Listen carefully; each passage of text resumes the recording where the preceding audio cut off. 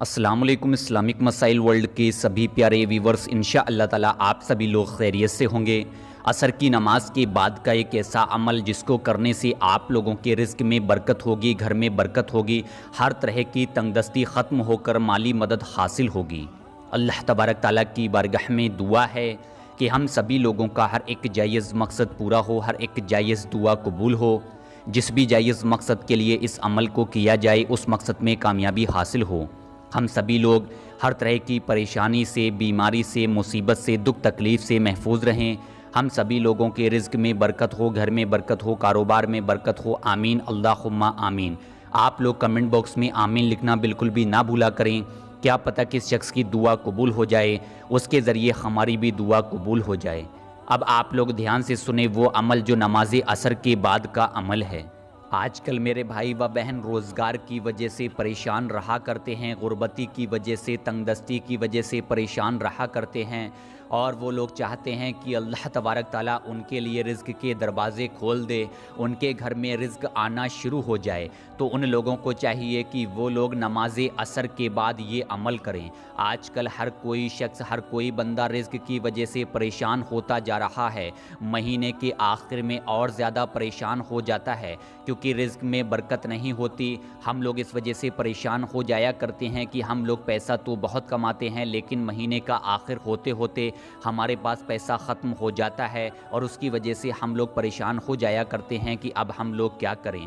بہت سے لوگ اس وجہ سے قرض میں پھنس جاتے ہیں، قرض میں دھس جاتے ہیں، لوگوں سے قرض لے لیتے ہیں، لیکن ہمارے گھروں میں برکت نہیں ہو پاتی، ہمارے رزق میں برکت نہیں ہو پاتی کہ ہم لوگ اس قرض کو ادا کر سکیں، اس قرض کو جمع کر سکیں۔ قرض کی وجہ سے اکثر پریشان ہو جایا کرتے ہیں اور قرض کے بوجھ کے تلے دب جاتے ہیں۔ اس کے ساتھ ساتھ بہت سے لوگ دعائیں تو بہت کرتے ہیں، عمل تو بہت کرتے ہیں، وظائف تو بہت کرتے ہیں، لیکن ان لوگوں کی کوئی بھی جائز دعا قبول نہیں ہوتی۔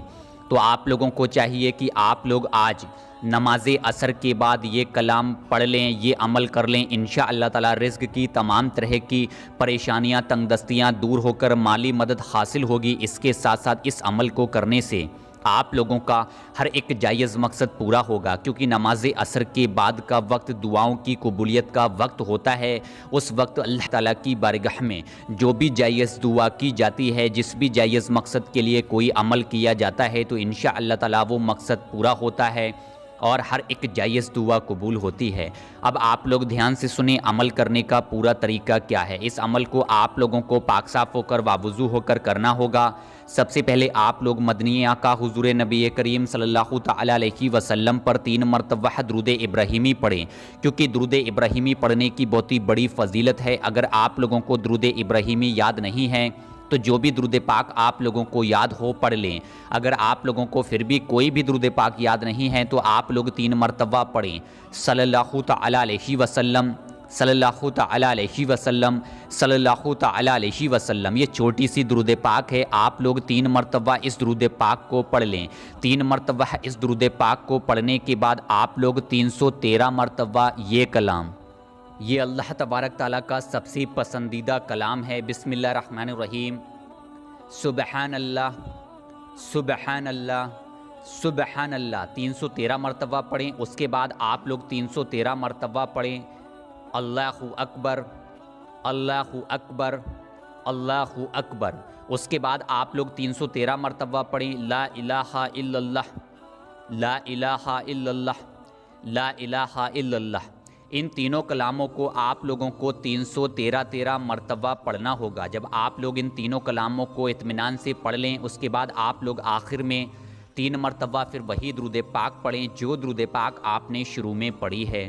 اس طرح سے آپ لوگ اس عمل کو پورا کریں، اس عمل کو مکمل کریں۔ عمل کو پورا کرنے کے بعد آپ لوگ اللہ تبارک تعالیٰ کی بارگاہ میں رو رو کر، عاجزی ہو کر، انکساری کے ساتھ دعا کریں اپنی جائز حاجت کے لیے و جائز مقصد کے لیے، رزق میں برکت کے لیے، گھر میں برکت کے لیے، ہر طرح کی پریشانی سے، بیماری سے، مصیبت سے، دکھ تکلیف سے محفوظ رہنے کے لیے۔ اس عمل کو آپ لوگ خود بھی کریں، ویڈیو کو دل سے لائک کریں۔ اب میں آپ سے جانے کی اجازت چاہتا ہوں، انشاءاللہ تعالیٰ شام کو پھر ملاقات ہوگی ایک اور ویڈیو کے ساتھ۔ جب تک کے لیے دعاؤں میں یاد رکھیے گا۔